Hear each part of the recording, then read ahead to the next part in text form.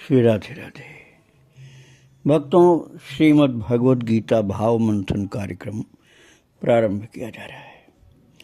कल आप श्रवण कर रहे थे गीता जी के 6ठे अध्याय के 7वें श्लोक को, और 7वें श्लोक में प्रभु ने बताया था कि शरीर मन इंद्रिय को जीतने का फल क्या होता है।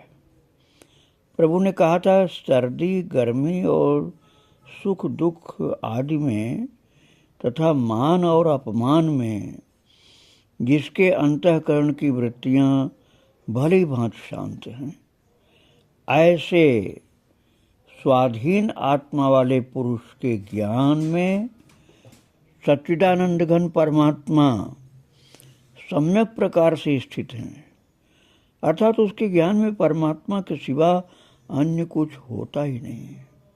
ऐसी ऊंची स्थिति होती है जिसके लिए प्रभु ने श्लोक बोला था। अभी तो मैंने भाव बताया श्लोक का, और जो श्लोक प्रभु ने बोला था 7वां श्लोक, उसका पाठ करके फिर हम आगे बढ़ते हैं। वो श्लोक था जितात्मनः प्रशान्तस्य परमात्मा समाहितः शीतोष्ण सुख दुखेषु तथा मानापमानयो। अब हम आगे बढ़ते हैं। आज का श्लोक ले रहे हैं जो 8वां श्लोक है 6ठे अध्याय का। ज्ञान विज्ञान तृप्तात्मा कूटस्थो विजितेन्द्रियः युक्त इत्युच्यते योगी समलोष्टास्म कांचनः। भक्तों, ये श्लोक सामान्य मत समझ लेना। ये भगवान कृष्ण के मुखारविंद से प्रकट हुए दिव्य शब्द हैं, इसलिए इनके अंदर मंत्र शक्ति है। इसलिए आइए हम एक बार और बोलते हैं। ज्ञान विज्ञान तृप्तात्मा कूटस्थो विजितेन्द्रियः युक्त इत्युच्यते योगी समलोष्टास्म कांचनः। प्रभु ये बता रहे हैं इस श्लोक में कि परमात्मा को प्राप्त हुए पुरुष के लक्षण क्या होते हैं और उसका महत्व क्या होता है। भगवान करें ज्ञान विज्ञान तृप्तात्मा, अर्थात जिसका अंतःकरण ज्ञान विज्ञान से तृप्त है। विज्ञान का तात्पर्य यहाँ भौतिक साइंस से नहीं है। यहाँ विज्ञान का तात्पर्य आत्मा के विवेक से, जो ईश्वरीय ज्ञान और आत्मक ज्ञान दोनों से तृप्त है। कूटस्थ अर्थात जिसकी स्थिति विकार रहित है, कोई विकार जिसको प्रभावित नहीं कर सकते हैं, वो कूटस्थ है। और विजितेन्द्रिय का तात्पर्य जिसकी इंद्रियां भली भांति जीती हुई हैं, अर्थात इंद्रियों के द्वारा वह नहीं जीता हुआ है, इंद्रियों को उसने जीत लिया है। जिस साधक ने, जिस भक्त ने, जिस ज्ञानी ने।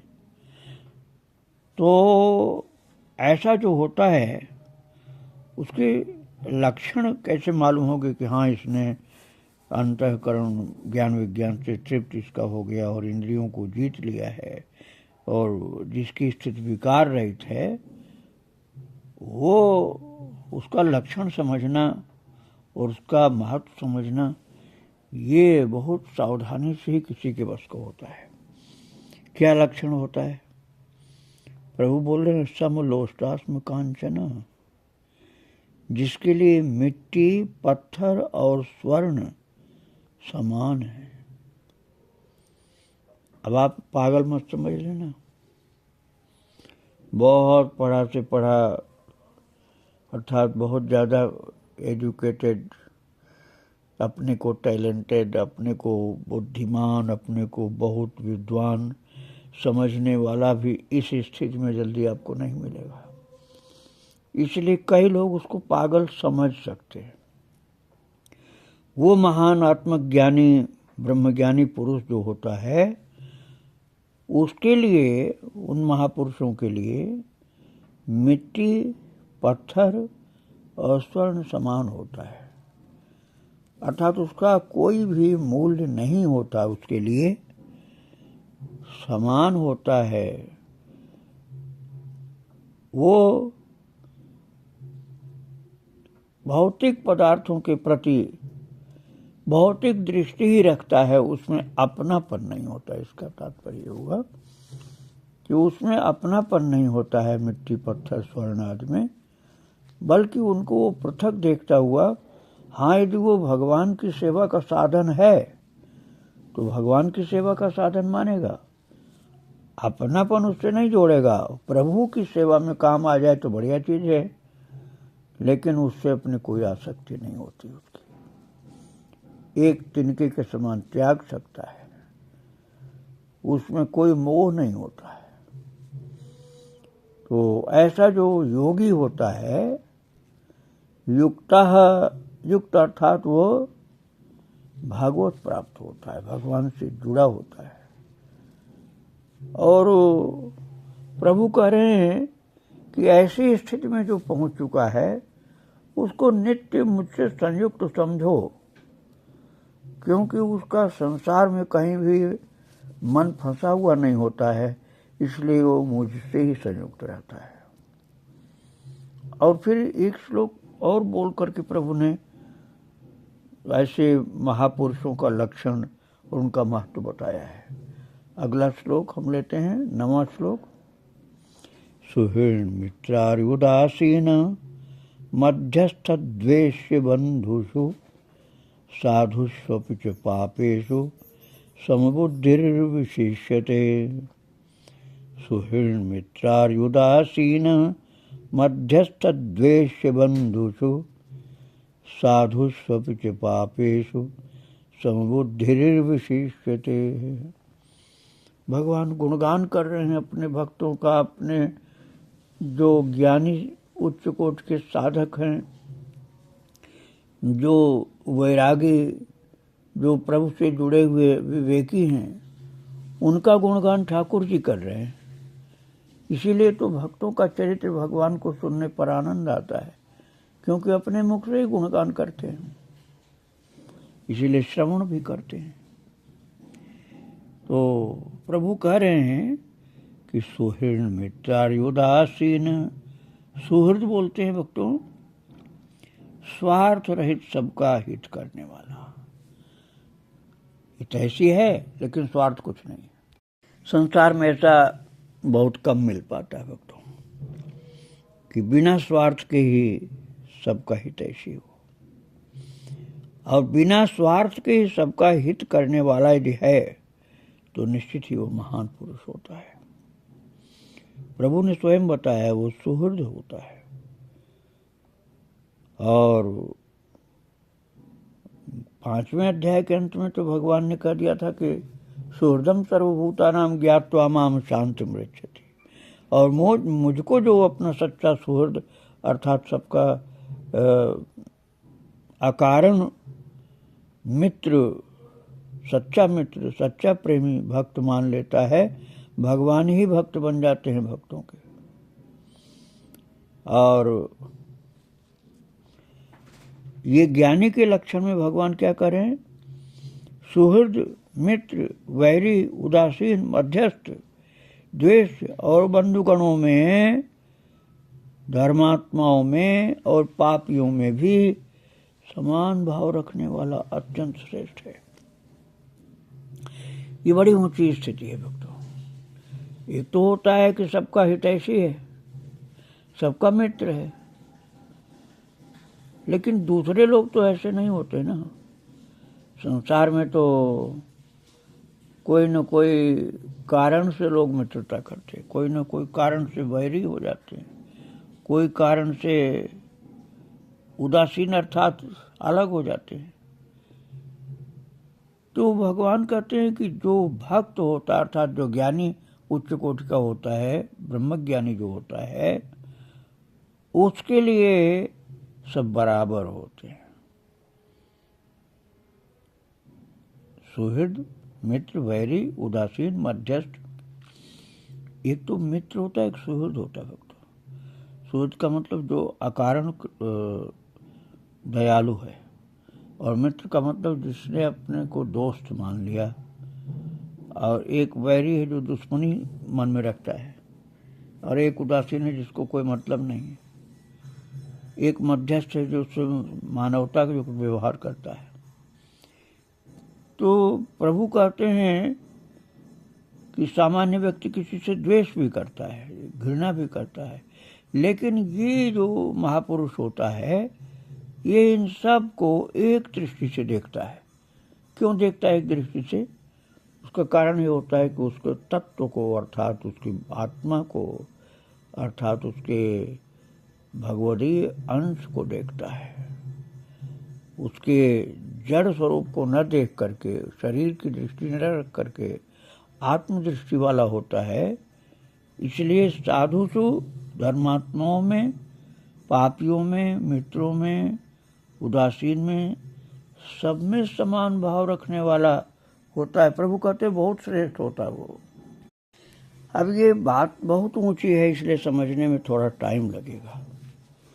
हाँ, श्लोक का अर्थ तो मैंने बता दिया आपको, लेकिन इस स्थिति का विचार पूर्ण रूप से करने में थोड़ा ध्यान करना पड़ेगा, ध्यान लगाना पड़ेगा, भक्ति करनी पड़ेगी, नाम जप, भक्त चरितावली श्रवण, ये सब करना पड़ेगा, तभी कुछ कुछ समझ में पूरी बात आ सकती है।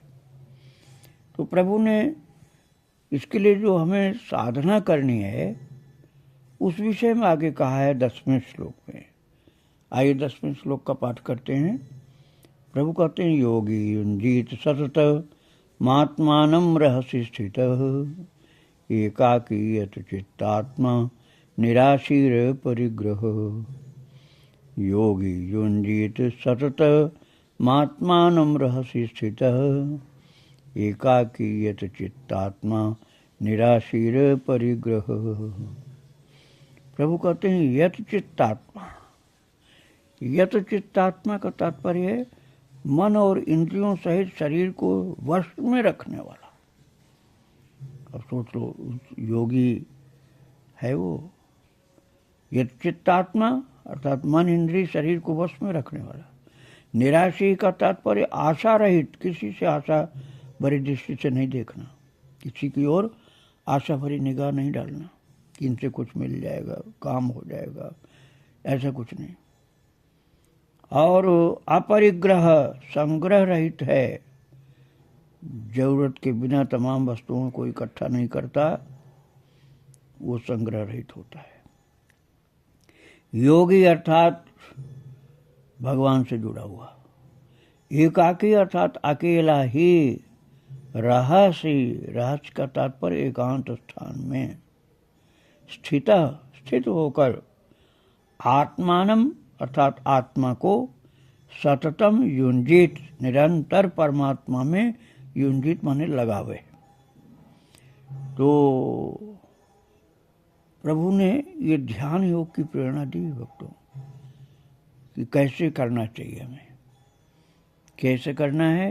यत चित्तात्मा निराशी अपरिग्रह अर्थात मन और इंद्रियों सहित शरीर को वश में रखने वाला, आशा रहित, संग्रह रहित योगी अकेला ही, एकाकी अर्थात एकांत में, एकांत स्थान में स्थित होकर आत्मा को निरंतर परमात्मा में लगाए, अर्थात अपने को भगवान से जोड़ करके रखे, उनकी सेवा में, उनके सुख में जुड़ा हुआ, उनके आज्ञा में, उन्हीं के रूप दर्शन, नाम रूप लीला चिंतन आदि में जुड़ा रहे, वो भगवान से लगने का तात्पर्य हुआ। तो ऐसा करने से ही वो ऊंची स्थिति प्राप्त होती है जो पहले मैंने आपको सुनाया। तो ये साधन की बात प्रभु ने कही है। और इसके आगे जो 11वां श्लोक है उसकी चर्चा हम कल करेंगे।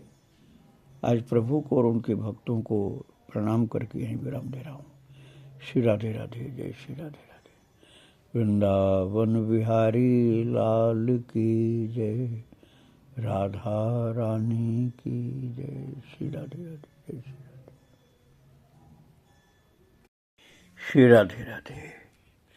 भक्तों, श्रीमद् भगवद गीता भाव मंथन कार्यक्रम प्रारंभ किया जा रहा है।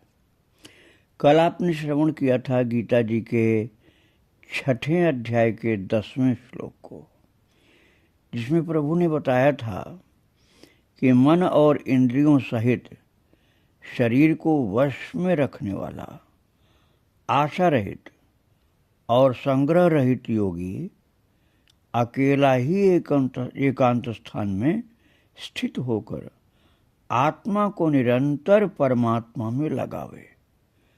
इस साधना की बात भगवान ने बताई कि इस प्रकार से ध्यान योग का साधन करने चाहिए, उसकी प्रेरणा प्रभु दे रहे हैं। अब इसी विषय में ध्यान योग के लिए ही आसन स्थापन की विधि प्रभु अगले श्लोक में बतलाएंगे, 11वें श्लोक में। किंतु जिस 10वें श्लोक को कल आपने श्रवण किया था, उसका पाठ करके हम 11वें श्लोक में आपको ले चलेंगे। 10वां श्लोक कल वाला एक बार उच्चारण कर लेते हैं, फिर 11वें में चलते हैं। योगी युंजीत सतत मात्मानं रहसि स्थितः एकाकी यत चित्तात्मा निराशीर परिग्रह। ये 10वां श्लोक है 6ठे अध्याय का। अब 11वां आज हम ले रहे हैं। प्रभु आसन की बात बताते हैं कि ध्यान योग के लिए आसन कैसा होना चाहिए, किस प्रकार से होना चाहिए, कैसे बैठना चाहिए। इस विषय में प्रभु कहते हैं, शुचौ देशे प्रतिष्ठाप्य स्थिरमासनमात्मनः नात्युच्छ्रितं नाति नीचं चैलाजिनकुशोत्तरम्। शुचौ देशे प्रतिष्ठाप्य स्थिरमासनमात्मनः नात्युच्छ्रितं नाति नीचं चैलाजिनकुशोत्तरम्। प्रभु कह रहे हैं शुचौ देशे। शुचौ देशे किसको बोलते हैं? शुचौ माने पवित्र, शुद्ध। देशे अर्थात भूमि में। देश का मतलब यहाँ कंट्री आप मत समझना, देश का मतलब प्लेस है। तो शुचौ देशे अर्थात पवित्र शुद्ध स्थान में, शुद्ध भूमि में।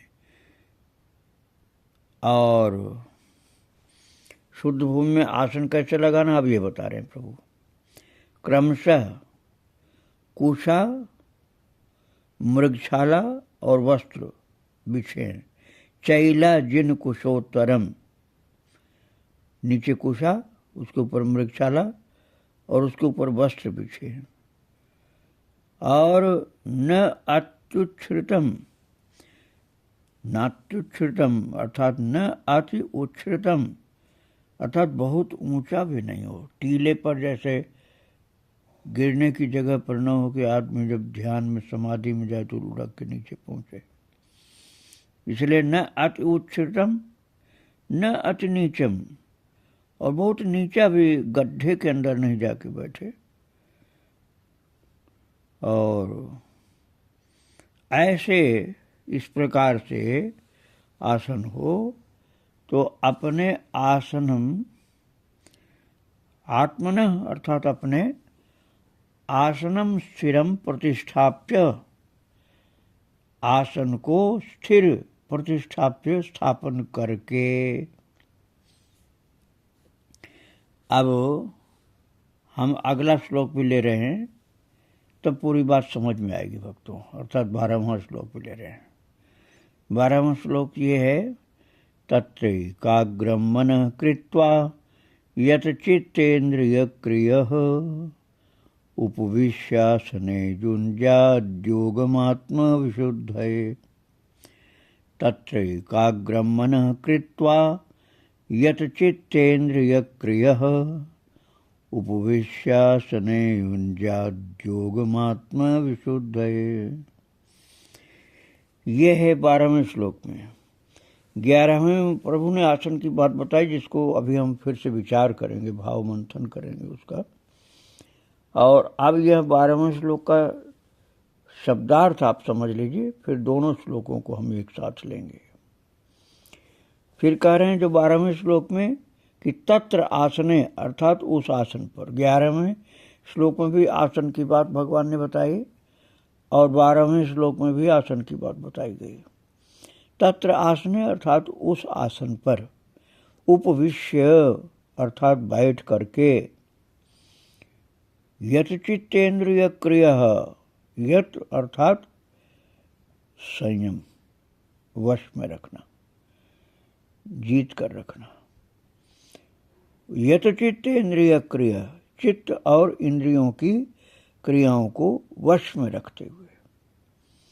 मनः अर्थात मन को, एकाग्रम कृत्वा, मनः एकाग्रम कृत्वा अर्थात मन को एकाग्र करके, आत्मविशुद्ध है, अंतःकरण की शुद्धि के लिए, योगम युञ्जात, योग का अभ्यास करे। ये आसन और उस पर बैठने की बात किस प्रकार से कैसे करके बैठना चाहिए, कैसे आसन हो, किस प्रकार बैठना चाहिए, 11वें 12वें श्लोक में प्रभु बता रहे हैं। अब इन शब्दों पर थोड़ा विचार करते हैं, अर्थात भाव मंथन किया जाता है।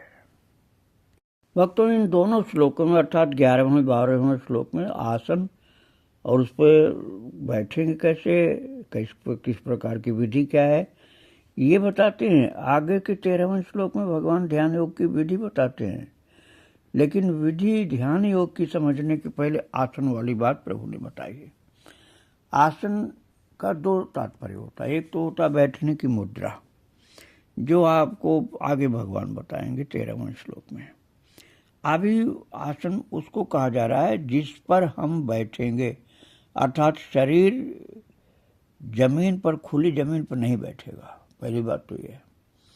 बात यह कि जब ऊर्जा उत्पन्न होती है शरीर में, ध्यान के समय, प्राणायाम के समय और एकाग्रता में, प्रभु के प्रेम में, तो उस समय शरीर में जो ऊर्जा उत्पन्न होती है उसको आप आत्मिक विद्युत कह सकते हैं, जो बाहरी विद्युत नहीं है, शरीर की ही विद्युत है, अर्थात एनर्जी है। वह एनर्जी धरती में न चली जाए, जो उत्पन्न हुई एनर्जी अर्थ न पकड़ ले, अर्थ में न चली जाए, इसके लिए आसन की जरूरत पड़ती है। आसन बिछाने का, तो बिस्तर आप समझ लीजिए जिस पर बैठना है। अब वो किस प्रकार का होना चाहिए वो जरूरी है। तो खुली जमीन पर बैठकर ध्यान करने से अच्छा है कि कुछ बिछा करके बैठा जाए। हाँ, किसी के पास कुछ है ही नहीं तो ध्यान के लिए मना नहीं है। मान लो कोई ऐसा सर्वस्व त्यागी है कि वो बिल्कुल नंगा है, या केवल लिंगोटी के अलावा और कोई कपड़ा ही नहीं उसके पास, तो वो घास फूस बिछा के भी बैठ सकता है, घास फूस बिछा के बैठ सकता है वो। लेकिन जिसके पास कुछ थोड़ा सा भी इंतजाम है तो उसको धरती पर आसन बिछा करके तब बैठना चाहिए ध्यान के लिए। ध्यान के तात्पर्य में आप पूजा करना, पाठ करना, ये सब आप मान सकते हैं। तो आसन की बात 11वें श्लोक में प्रभु ने कही है कि शुद्ध भूमि में। शुद्ध भूमि का क्या तात्पर्य हुआ? शुद्ध भूमि का तात्पर्य यह है कि जहाँ शुद्ध कार्य किए गए हैं, पवित्र कार्य किए गए हैं, ऐसे कार्य नहीं किए गए जो अपवित्र होते हैं, अशुद्ध होते हैं, वही शुद्ध है। तो अशुद्ध कार्य जो होते हैं उनका विवेचन करना मेरा गंदे शब्द हो जाएंगे, इसलिए नहीं ज़्यादा बोलूँगा, लेकिन संकेत के लिए तो बोलना पड़ेगा। शुद्ध कार्य पहले समझ लीजिए।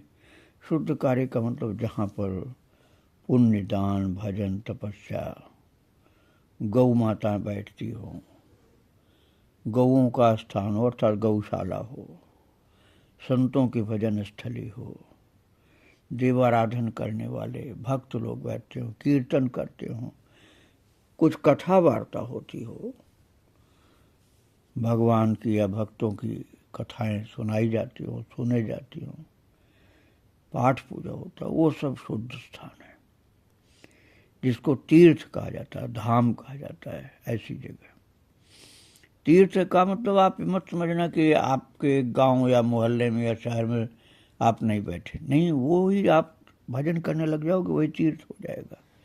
कुछ और भक्त लोगों को इकट्ठा करके कीर्तन कराओगे तो वही जगह तीर्थ हो जाएगी, वही जगह शुद्ध हो जाएगी। कुछ भक्त लोग बैठ करके कीर्तन करने लग जाएंगे तो वही जगह शुद्ध हो जाएगी, पवित्र हो जाएगी। आपको उसमें घर छोड़ के नहीं भागना होगा कि नहीं नहीं नहीं, ये तो यहाँ पर तो कभी गंदी जगह थी, इसलिए यहाँ पर हम नहीं रह सकते हैं, ये घर छोड़ देना चाहिए। ऐसी बात नहीं।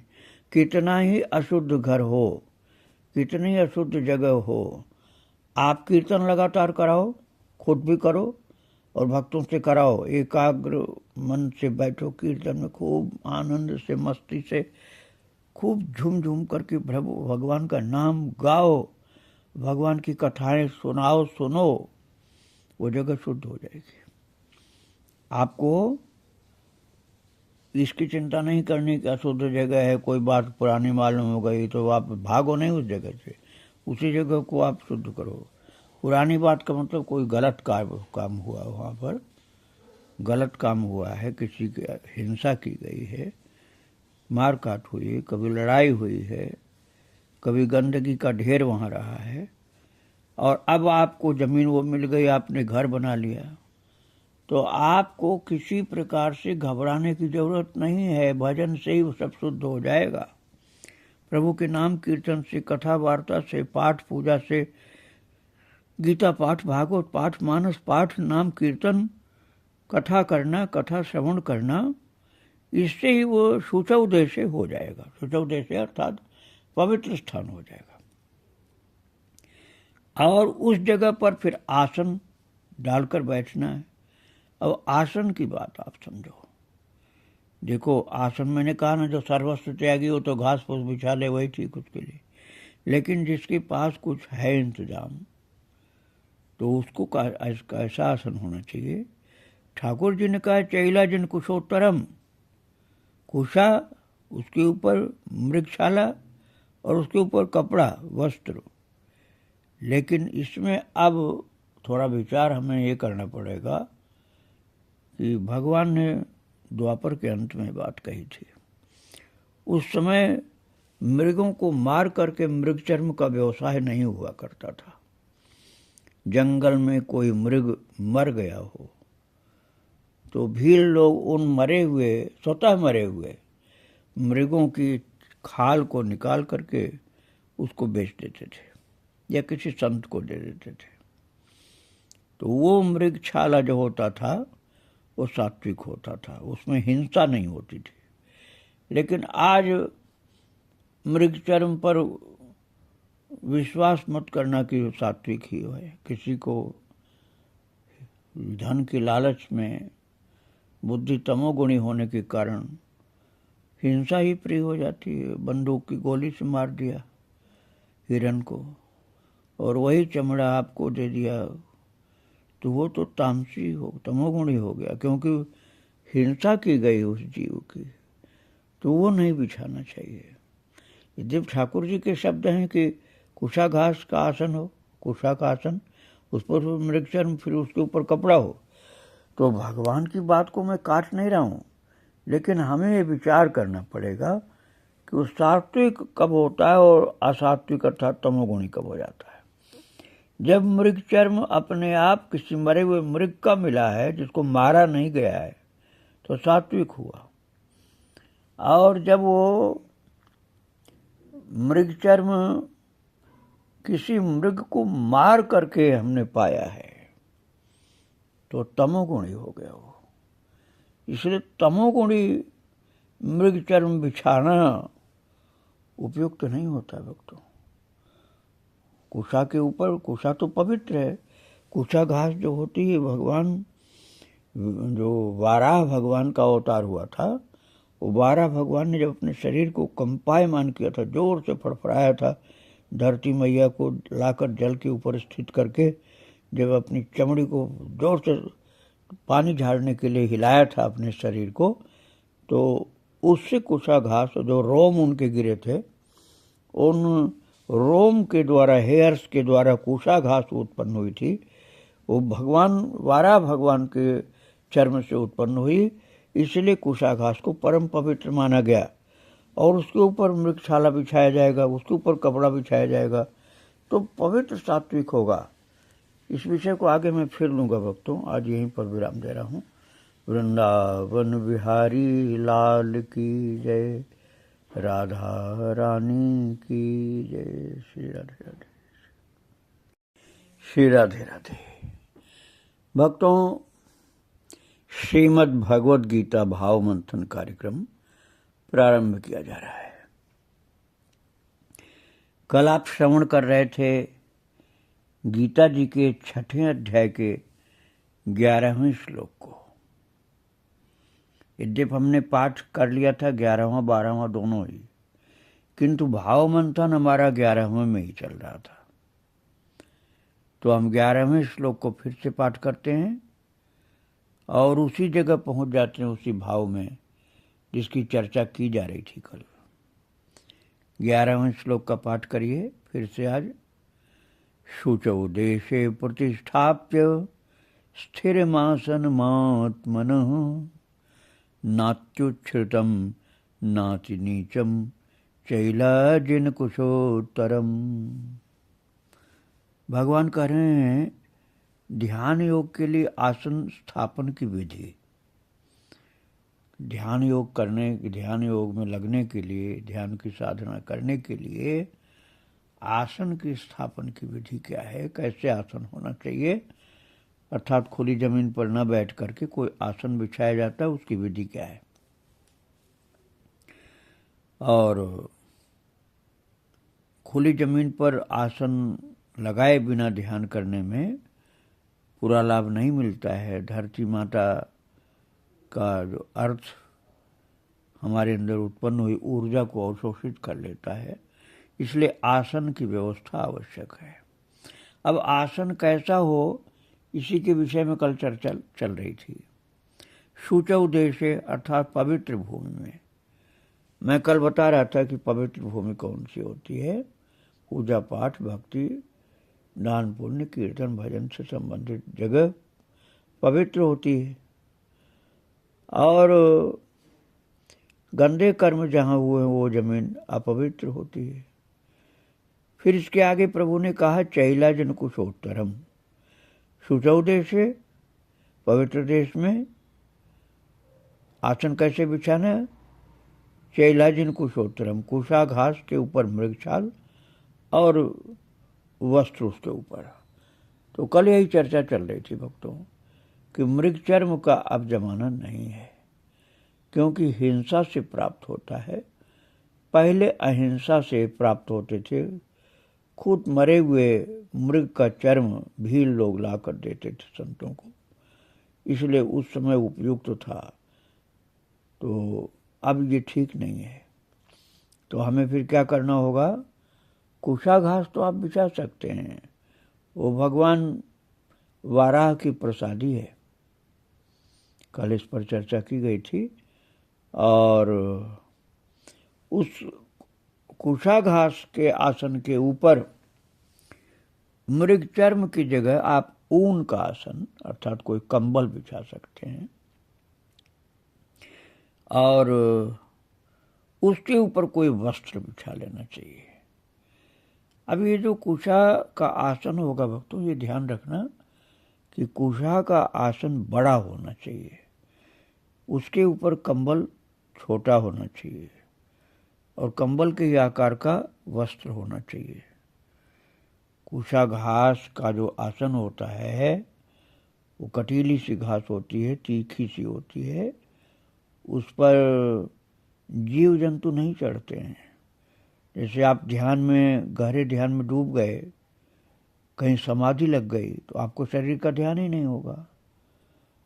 तो उस समय यदि कोई जीव जंतु आपको स्थिर देख करके चढ़ना चाहेगा तो कुशा घास पर आएगा, तो कुशा पर वो चढ़ेगा नहीं, सांप भी नहीं चढ़ेगा, बिच्छू और कोई भी जीव जंतु नहीं चढ़ेंगे, वो वहीं से वापस चले जाएंगे। इसलिए नीचे कुशा घास का आसन बिछाना है। एकांत में, निर्जन स्थान में, जंगल में यदि आप ध्यान लगाते हैं, कुटिया कोई ऐसी जगह है जहाँ कोई गांव बस्ती नहीं है, साधु की बात मैं कर रहा हूँ भक्तों, तो कुशा का आसन बड़ा उपयोगी होता है।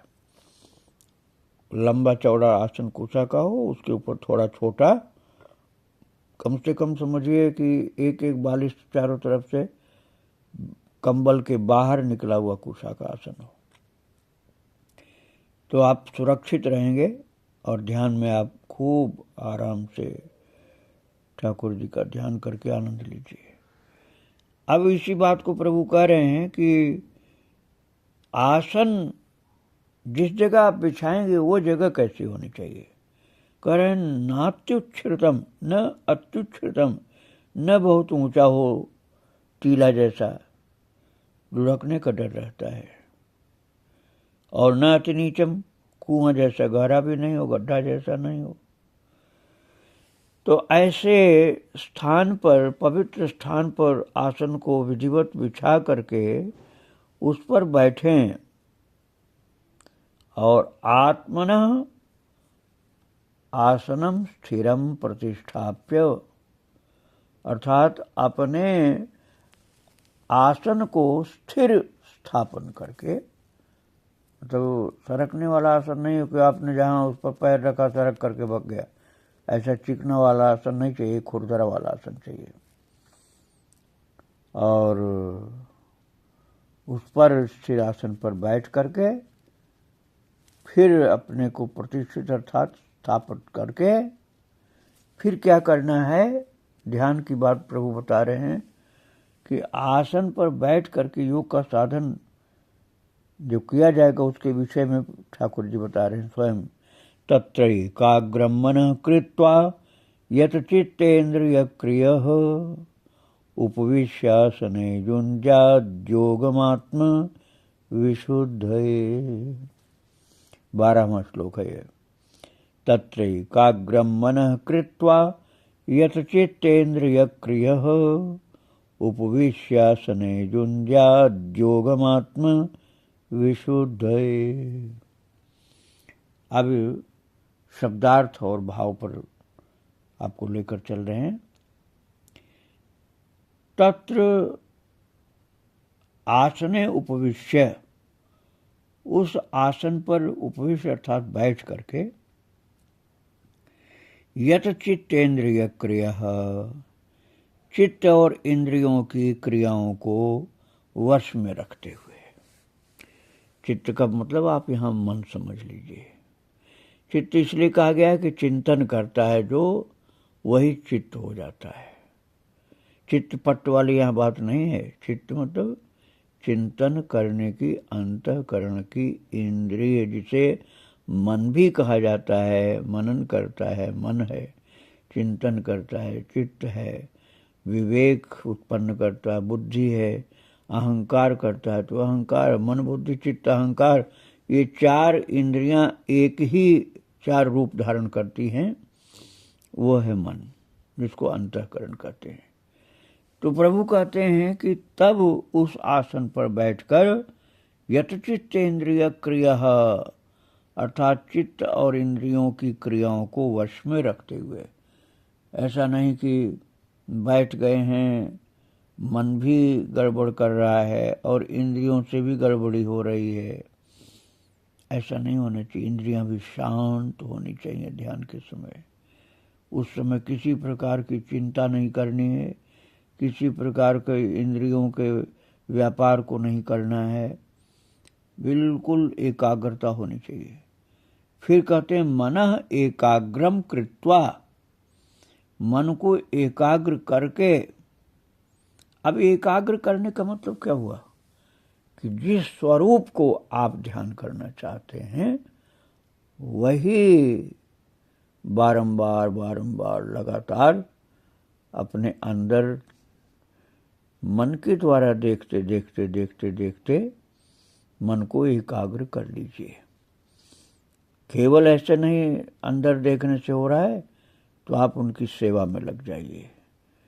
ये सरलता वाली बात है भक्तों।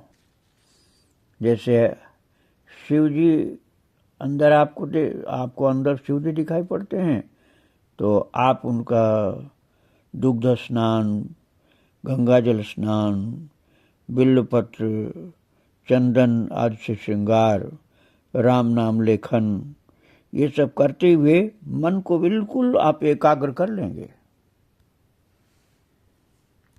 अथवा आप भगवान कृष्ण या राम जी का अंदर एकाग्र करके मन के द्वारा दर्शन करते हैं तो उनका श्रृंगार करिए, कुछ खिलाइए पिलाइए, श्रृंगार करिए, कुछ उनसे बात मन ही मन करिए। तो इसी को बोला जाता है मनः एकाग्रम कृत्वा। मन को एकाग्र करके आत्मविशुद्ध है, अंतःकरण की शुद्धि के लिए। अंतःकरण की शुद्धि का एक तात्पर्य आप आनंद समझ सकते हैं।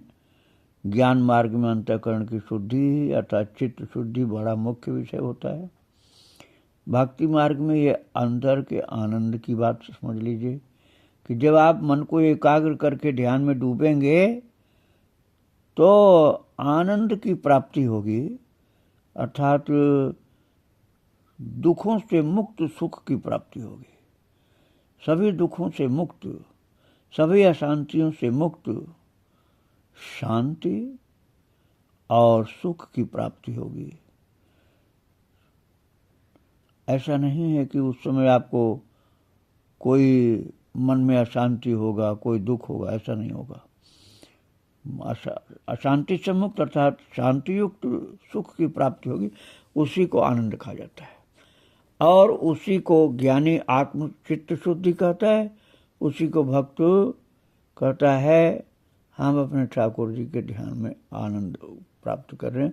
चित्त शुद्धि भी होती है, लेकिन भक्त के लिए तो भगवान ही मुख्य हैं, ज्ञान मार्गी के लिए चित्त शुद्धि मुख्य होती है। चित्त शुद्धि के बाद भी वही होता है, प्रभु का अनुभव। तो तत्र आसने उपविश्य तेन्द्रिय क्रिया मन एकाग्रम कृत्वा आत्मविशुद्ध योगम युञ्जात। अर्थात उस आसन पर बैठकर, जिस आसन की बात मैंने पहले किया था, उस आसन पर बैठ करके चित्त और इंद्रियों की क्रियाओं को वश में करते हुए मन को एकाग्र करके, तो एकाग्र कहाँ किया जाएगा? अपने लक्ष्य पर, जो आपका लक्ष्य है, जो प्रभु का स्वरूप है, जो नाम पर भी आप एकाग्र कर सकते हैं। भगवान का नाम, जैसे राम चमचमाता हुआ लिखा हुआ है और उनमें से किरणें निकल रही हैं, उनमें से भगवान के नाम की गूंजती हुई ध्वनि निकल रही है। यह शिव जी या राम जी, बालकृष्ण, बालराम, जो भी आपको अभीष्ट है, उन पर मन एकाग्रम कृत्वा, मन को एकाग्र करके आत्मविशुद्ध है आनंद के लिए, अंतःकरण अर्थात चित्त की एकाग्रता शुद्धि के लिए योग का अभ्यास करें। योग का अभ्यास करें, योग का क्या मतलब हुआ? उनमें जोड़ करके अपने आप को अंदर से, शरीर के द्वारा तो अलग हुआ, शरीर के द्वारा जैसे आपके पास मंदिर है तो अपने हाथ से आप भगवान को स्नान कराएंगे, वस्त्र पहनाएंगे, भोग लगाएंगे, आरती करेंगे, दंडवत करेंगे। ये हुआ शरीर के द्वारा युञ्जात अर्थात योग का अभ्यास। लेकिन यदि आपके पास मंदिर नहीं है, और मंदिर है भी तब भी आप ये करेंगे जब समय आपको मिलेगा, मन का अभ्यास, योगम युञ्जात अर्थात योग का अभ्यास। योग का मतलब हुआ अपने को जोड़ने का अभ्यास। अपने को कैसे जोड़ना है? अरे तुम भगवान को मन से देखते हुए, अंदर देखते हुए भगवान को कोई भी स्तुति सुनाओ, कोई पाठ सुनाओ, कोई भी चरित्र भक्त भगवंत का सुनाओ या उनकी सेवा करो, वही है उनसे जोड़ना। ये उनसे अपने आप को जोड़ना है। तो ये 12वें श्लोक में प्रभु ने बताया है। अब इस विधि को थोड़ा और आगे बताते हैं प्रभु। 13वें श्लोक में ध्यान की विधि को और बताया गया है। उसकी चर्चा हम 13वें श्लोक के ध्यान योग की विधि की चर्चा कल करेंगे। आज ठाकुर जी को और उनके भक्तों को प्रणाम करके यहीं 12वें श्लोक के भाव मंथन पर विराम दिया जा रहा है। वृंदावन बिहारी लाल की जय, राधा रानी की जय। श्री राधे राधे, श्री राधे, श्री राधे राधे। भक्तों, श्रीमद् भगवद गीता भाव मंथन कार्यक्रम प्रारंभ किया जा रहा है। कल आप श्रवण कर रहे थे गीता जी के 6ठे अध्याय का 12वां श्लोक, जिसमें भगवान ने आसन की बात बता करके, पवित्र देश और आसन की बात बतला करके कि किस तरह से आसन बिछाना चाहिए, उसके बाद ये बताया था कि आसन पर बैठ करके चित्त और इंद्रियों की क्रियाओं को वश में रखते हुए मन को एकाग्र करके अंतःकरण की शुद्धि के लिए योग का अभ्यास करें। अब अगले श्लोक में, अर्थात जो श्लोक आज हम ले रहे हैं 13वां श्लोक, उसमें प्रभु बताते हैं ध्यान योग का तरीका क्या, अर्थात विधि क्या है। लेकिन पहले हम कल वाले 12वें श्लोक का पाठ करके फिर 13वें श्लोक में चलेंगे। 12वां श्लोक जिसमें भगवान ने बताया कि आसन पर बैठकर चित्त इंद्रियों को जीत करके मन को एकाग्र करके अंतःकरण की शुद्धि के लिए योग का अभ्यास करें। उसका श्लोक जो 12वां है, जो कल आप पढ़ चुके हैं, एक बार फिर पाठ करके फिर आगे हम 13वें में चलेंगे। तत्रैकाग्रं मनः कृत्वा यत् चित्तेन्द्रियक्रियः उपविश्यासने युञ्ज्याद्योगमात्म विशुद्धये। अब आप 13वें श्लोक का पाठ करिए। समं काये शिरो ग्रीवं धारयन्नचलं स्थिरः सम्प्रेक्ष्य नासिकाग्रं स्वं दिशश्चानवलोकयन्। समं काये शिरो ग्रीवं धारयन्नचलं स्थिरः सम्प्रेक्ष्य नासिकाग्रं स्वं दिशश्चानवलोकयन्। ये 13वां श्लोक है 6ठे अध्याय का। अब इसके शब्दों पर विचार हम करते हैं। इस श्लोक के शब्दों पर भगवान कह रहे हैं कि ध्यान के लिए बैठना कैसे है, ये समझो। ध्यान योग की विधि क्या है। समम काय शिरोग्रीवम, काय शिरोग्रीवम समम, अर्थात काय का मतलब काया शरीर, सिर अर्थात सिर, और ग्रीवम अर्थात गले को। काया अर्थात शरीर को, सिर को और गले को। समम अचलम अर्थात समान एवं अचल, दृढ़, हिलता डुलता कपाता ऐसा नहीं, स्थिर बिल्कुल। और शरीर सिर गले को समान एवं अचल धारण करके, च अर्थात और, स्थिर स्वम अर्थात स्थिर होकर अपनी नासिकाग्रम संप्रेक्ष्य दिशा अनवलोकयन। नासिकाग्रम अर्थात नासिका के अग्रभाग पर संप्रेक्ष अर्थात दृष्टि जमा करके अन्य दिशा अनवलोकयन, अन्य दिशाओं को न देखता हुआ फिर ध्यान करना है। और देखिए, ये ध्यान जो प्रभु ने बताया ना, ये योग मार्ग का, और भक्ति, शुद्ध भक्ति मार्ग में जहाँ योग से भी ज़्यादा भक्ति का अर्थात भाव का, प्रेम का महत्व होता है। ये योग भी भक्ति का ही है, लेकिन इसमें क्रिया मुख्य है, और जो भाव की मुख्यता होती है अर्थात प्रेम की मुख्यता होती है। वहाँ पर आसन को तो थोड़ा मानते हैं, लेकिन विधियों से ज़्यादा भाव को माना जाता है कि आप किस भाव से भावित हो करके अपने प्रभु का ध्यान अर्थात चिंतन कर रहे हैं, स्मरण करते हैं। वो बात प्रभु ने 8वें अध्याय में बताई है कि मुझे स्मरण करो। वहाँ ध्यान की जगह प्रभु ने स्मरण शब्द कहा, तस्मात् सर्वेषु कालेषु माम अनुस्मर। अब वहाँ तो धनुष बाण चलाते हुए भी युद्ध च, भगवान ने कहा युद्ध भी करता रहे और मुझे स्मरण करता रहे। तो वो ध्यान जो है केवल भाव अर्थात प्रेम का है भक्तों। ये अंतर समझना पड़ेगा आपको कि एक जगह तो युद्ध करते हुए भगवान कह रहे हैं कि मां मनुस्मर अर्थात मुझे स्मरण कर, सुमिरन कर, वो ध्यान ही है, लेकिन वो योग की विधि के अनुसार नहीं, प्रेम की विधि के अनुसार है। प्रेम की विधि अर्थात भाव का ध्यान जो है अपनेपन से, प्यार के साथ, विश्वास के साथ, श्रद्धा के साथ अपने भगवान को याद करना, वही है मां मनुस्मर। मुझे याद करता रहे अर्थात मेरे ऊपर भरोसा करते हुए, युद्ध तो कर्तव्य है तेरा इसलिए युद्ध कर, लेकिन मेरे ऊपर भरोसा करके मुझे याद करता रहे।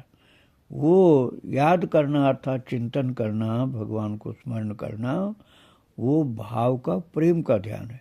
लेकिन जो योग की विधि के अनुसार ध्यान है, वो जहाँ 6ठे अध्याय में आत्म संयम योग नाम का अध्याय है, इसमें भगवान ने ध्यान योग बताया है, जिसमें योग की विधि के अनुसार ध्यान बताया जा रहा है।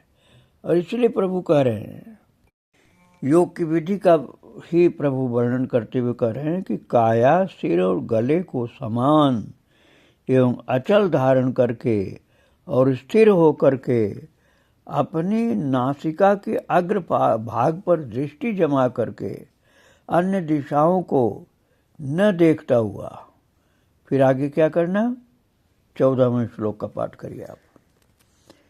प्रशांतात्मा विगत भीर ब्रह्मचारी व्रते स्थितः मन संयम्य मच्चित्तो युक्त आसीत मत्परः। प्रशांतात्मा विगत भीर ब्रह्मचारी व्रते स्थितः मन संयम्य मच्चित्तो युक्त आसीत मत्परः।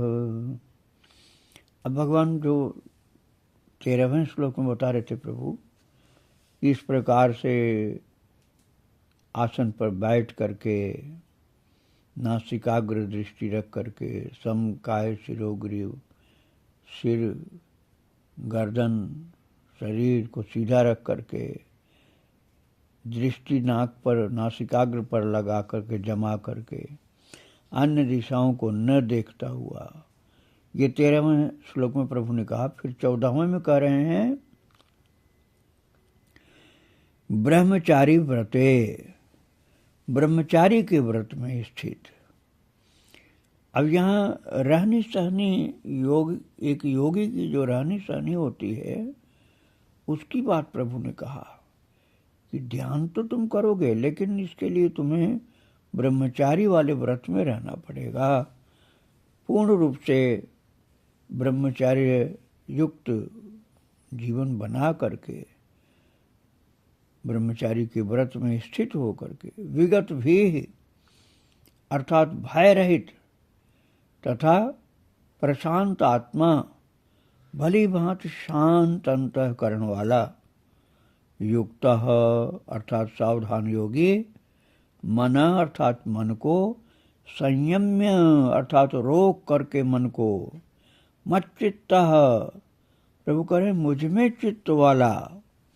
अब देखो यहाँ भक्ति की बात प्रभु ने कर दी कि योग के अनुसार तो तुमको शरीर को, मन को बनाना है, लेकिन अपने चित्त को मच्चित्त, मुझ में चित्त वाला बनाओ। प्रभु कह रहे हैं मुझ में चित्त वाला और मत परह, और मेरे परायण होकर। मेरे परायण का तात्पर्य हो गया कि भगवान के लिए जीवन बनाकर, भगवान का होकर, भगवान का सेवक बन के, भगवान को लक्ष्य बना करके मत पर अर्थात भागवत पारायण, भगवान के विहीन होकर, भगवान से विहीन होकर के किसी दूसरी परायणता को नहीं ग्रहण करना है। भगवत परायण होना है, योगी भी होना है, ब्रह्मचारी भी होना है, आसन पर दृढ़ता के साथ बैठना है, शरीर को साध करके भी बैठना है। लेकिन फिर भी ये सब होने के बावजूद भी प्रशांत आत्मा, भली भांति शांत अंतःकरण वाला युक्त अर्थात सावधान योगी, मन को रोक करके, मन संयम्य मत चित्त, मुझ में चित्त वाला हो। भगवान में चित्त वाला होने का तात्पर्य हुआ कि ये जो चित्त है, चिंतन करने वाला चित्त, ये भगवान का चिंतन करता हो। और प्रभु कहते मेरे परायण होकर, अर्थात जीवन का स्वरूप भागवत परायण हो, आसित अर्थात होना चाहिए।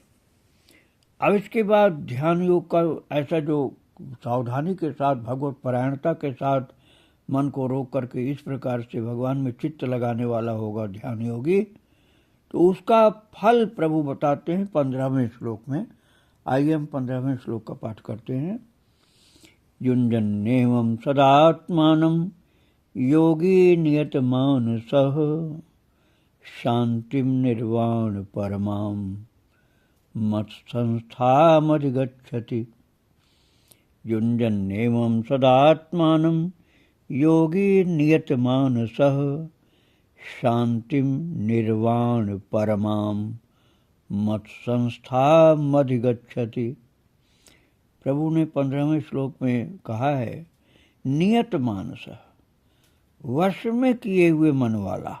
नियत अर्थात नियमित, शासित अर्थात वश में, नियत मानस अर्थात वश में किए हुए मन वाला योगी अर्थात योग साधक। एवं इस प्रकार से आत्मानम अर्थात आत्मा को, सदा अर्थात निरंतर मुझ परमेश्वर के स्वरूप में लगाता हुआ, युंजन अर्थात लगाता हुआ, मत संस्थानम अर्थात मुझ में रहने वाली, निर्वाण परमाम अर्थात परमानंद की पराकाष्ठा रूप शांतिम अधिगच्छति। ऐसा योगी जो होता है वो परमानंद की पराकाष्ठा स्वरूप शांतिम अधिगच्छति, शांति को प्राप्त होता है। यह हम तो शांति का मतलब आनंद समझिए आप। एक तो होता है शांति का मतलब कि अशांति मिट जाना, अशांति मिट जाना, कोई भी कारण से अशांति मिट गई तो शांति हो गई। लेकिन निर्वाण परमाम, भगवान ने शब्द जोड़ दिया ना, निर्वाण परमाम शांतिम अधिगच्छति। निर्वाण परमाम जो शांति होती है, परमानंद की पराकाष्ठा स्वरूप शांति, उसकी प्राप्ति वो ध्यान योगी को हो जाती है। अर्थात जीवन केवल अशांति से ही मुक्त नहीं, अरे आनंद स्वरूप हो जाता है। ये इस योग का जो अष्टांग योग के साथ साथ भक्ति योग समन्वित प्रेम और तत्परता भगवत परायणता के साथ किया हुआ जो योग है अर्थात ध्यान है, उस ध्यान का ये फल होगा कि परमानंद की पराकाष्ठा रूप शांति को प्राप्त होता है। अर्थात वह आनंद स्वरूप हो जाता है, दुखहीन तो हो ही जाता है, दुखों से मुक्त तो हो ही जाता है, आनंद स्वरूप हो जाता है। इस ध्यान का ये फल है। और ध्यान योग के लिए खान पान, रहन सहन, शयन विश्राम, इसका भी भगवान ने निरूपण किया है 16वें 17वें श्लोक में, 6ठे अध्याय के 16वें 17वें श्लोक में। तो वो तो हम कल चर्चा करेंगे। आज 15वें श्लोक पर ही विराम दिया जा रहा है। और प्रभु को और उनके सब भक्तों को प्रणाम करके आज यहीं पर विराम दिया जा रहा है। आगे की चर्चा कल होगी। वृंदावन बिहारी लाल की जय, राधा रानी की जय। श्री राधे राधे। भक्तों, श्रीमद् भगवद गीता भाव मंथन कार्यक्रम प्रारंभ किया जा रहा है। कल आप श्रवण कर रहे थे गीता जी के 6ठे अध्याय के 15वें श्लोक को, जिसमें प्रभु ने कहा था कि वश में किए हुए मन वाला योगी इस प्रकार आत्मा को निरंतर मुझ परमेश्वर के स्वरूप में लगाता हुआ मुझ में रहने वाली परमानंद की पराकाष्ठा रूप शांति को प्राप्त होता है, अर्थात आनंद को प्राप्त होता है। इस बात को बताने के लिए प्रभु ने जो श्लोक उच्चारण किया था, परम दिव्य अपनी मधुर प्रेम भरी वाणी से, वो 15वां श्लोक जो कल हमने पाठ किया था, आइए फिर से पाठ करके फिर आज के अर्थात 16वें श्लोक में चलते हैं। पहले कल वाला 15वां श्लोक पाठ करते हैं। युञ्जन्नेवं सदात्मानं योगी नियतमानसः शांतिं निर्वाण परमां मत्संस्थामधिगच्छति। और अब हम आज का पाठ लेते हैं। यह है 16वां श्लोक। नात्यश्नतस्तु योगोऽस्ति नैचैकान्तमनश्नतः न चाति स्वप्नशीलस्य जागृतो नैव च अर्जुन। नात्यश्नतस्तु योगोऽस्ति न चैकान्तमनश्नतः न चाति स्वप्नशीलस्य जागृतो नैव च अर्जुन। भगवान कहते हैं, अर्जुन, ध्यान योग की जो चर्चा मैं कर रहा हूँ, इसमें आहार शयन इसके विषय में भी समझो। अर्थात ध्यान तो तुम करोगे, लेकिन ये भी सावधानी रखनी पड़ेगी। हे अर्जुन, ये योग अर्थात ये ध्यान योग न तो बहुत खाने वाले का, जो बहुत ज़्यादा भरपेट खाता है, गले तक भर लेता है, उस बहुत खाने वाले का न तो, और न बिल्कुल न खाने वाले का, तथा न बहुत शयन करने वाले का, और न सदा जगते रहने वाले का सिद्ध होता है। प्रभु ने खान पान की, शयन आराम की बात बताई है कि साधक के लिए ये भी समझना जरूरी होता है। अर्जुन, योगः न तु अति अश्नतः। हे अर्जुन, ये योग अर्थात ये ध्यान योग न तो बहुत खाने वाले का, च न एकांतम अनश्नतः, और न बिल्कुल ही न खाने वाले का, तथा न अति स्वप्नशीलस्य, न बहुत शयन करने वाले स्वभाव का, और न जागृत एव अस्ति, और न सदा जागने वाले का ही सिद्ध होता है। तो फिर किसका सिद्ध होता है? इस बात को अगले श्लोक में अर्थात 17वें श्लोक में प्रभु बताते हैं।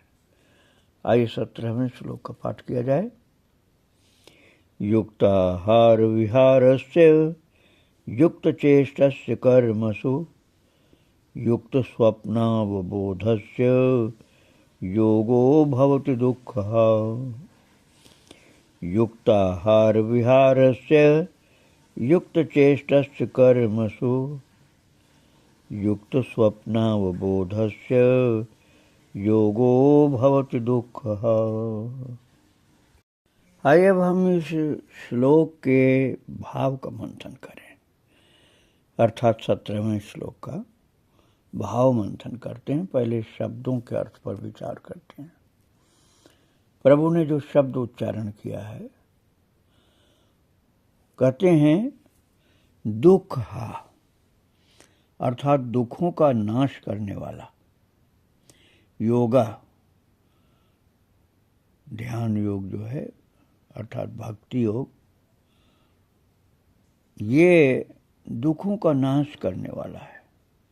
दुःखा योगः युक्ताहार विहारस्य कर्मसु युक्त चेष्टस्य युक्त स्वप्नावबोधस्य भवति।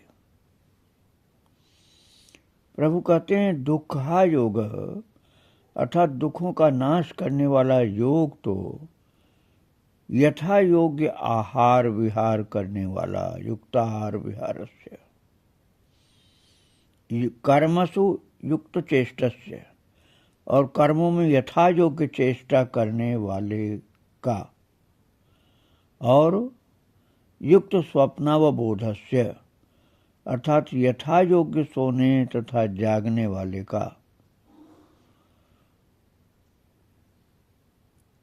सिद्ध होता है। जो ऐसा नहीं होता उसका सिद्ध नहीं होता। युक्त प्रकार का जो होता है, युक्त का तात्पर्य क्या होता है भक्तों? उपयुक्त, अर्थात उसके लायक, उसकी क्षमता का, उसके लिए कल्याणकारी, उसके लिए हितकारी। जो साधक है उसके लिए हितकारी, कल्याणकारी, उसके लिए अनुकूल, उसको ध्यान योग में, भक्ति योग में सहायक जो स्थिति होती है, जो भोजन होता है, जो आराम, जो निद्रा होती है, उसकी बात बता रहे हैं प्रभु। जो बहुत खाता है या बहुत सोता है या रात दिन जगता ही रहता है, तो उसका यह सिद्ध नहीं होता। तो सिद्ध किसका होता है, अर्थात सफल किसका होता है? प्रभु कहते हैं दुःखा योग, अर्थात दुखों का नाश कर देता है ये भक्ति योग, ध्यान योग। तो ये सिद्ध किसका होता है, अर्थात सफल किसका होता है? यथा योग्य आहार विहार करने वाले का। देखो, ये प्रैक्टिकल बात है। आप ये बिल्कुल नहीं खाओगे और हट करोगे कि नहीं मुझे तो कुछ खाना नहीं, तो आप जब तो कर सकते हो, मन लगे चाहे न लगे, जब तो आप कर लोगे यदि निश्चय दृढ़ है तो। लेकिन मन जो है वो ध्यान में जरूरी होता है। अब वो बिल्कुल आपने नहीं खाया है तो मन बार बार भोजन की तरफ जाएगा या शरीर में होने वाली भूख की तरफ जाएगा। और यदि आपने बहुत ज़्यादा खाया है तो फिर बार बार उसके पाचन की गड़बड़ी, डकार लेना, गैस बनना, तेजाब बनना, चैन नहीं पड़ना, लेटने की बार बार इच्छा होना। ज़्यादा भोजन आपने कर लिया तो ये होगा। अर्थात ध्यान अपने आराध्य की ओर न जा करके शरीर पर ध्यान जाएगा। बार बार भोजन के असंयम के कारण उत्पन्न होने वाली परेशानी पर ध्यान जाएगा। इसलिए भगवान ने कहा ज़्यादा खाने वाले का नहीं होगा और न बिल्कुल न खाने वाले का ही होगा, क्योंकि उसका ध्यान तो शरीर में परेशानियों में रहेगा।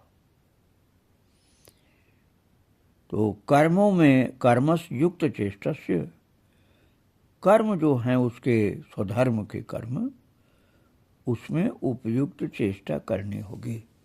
ऐसा नहीं कि बिल्कुल पलायनवाद करना होगा, नहीं, उपयुक्त चेष्टा करनी होगी। जो आवश्यक है वो कर्म करना होगा। और युक्त स्वप्नावबोधस्य अर्थात यथा योग्य सोने तथा जागने वाले का ही सिद्ध होता है। रात दिन कोई जगता रहे, यदि उसने अभ्यास खूब किया है तो जप कर सकता है। सामान्य व्यक्ति रात दिन जग रहा होगा तो उसके शरीर की पोजीशन जो सामान्य नहीं होगी, इसलिए न ध्यान बनेगा न पूरा जप बनेगा। शरीर को, मस्तिष्क को, मन बुद्धि को थोड़ा सा विश्राम देना भी आवश्यक होता है, नहीं तो वे अपने कार्य को ठीक प्रकार से कर नहीं पाते हैं, थकान हो जाती है।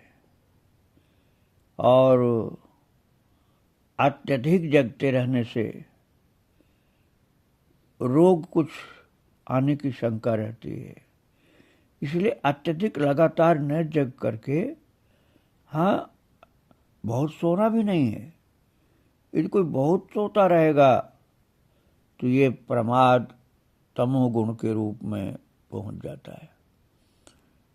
अर्थात ये लापरवाही, सोने के लिए रात दिन पड़े रहना, इसमें तमोगुण की प्रबलता हो जाती है और तमोगुण की प्रबलता के कारण सब काम ठप पड़ जाते हैं। न सांसारिक कार्य होते हैं उसकी जिम्मेदारी के स्वधर्म का भी पालन नहीं होता, और न तो वो भजन कर सकता है ज़्यादा क्योंकि सोता रहता है, और न ध्यान कर सकता है।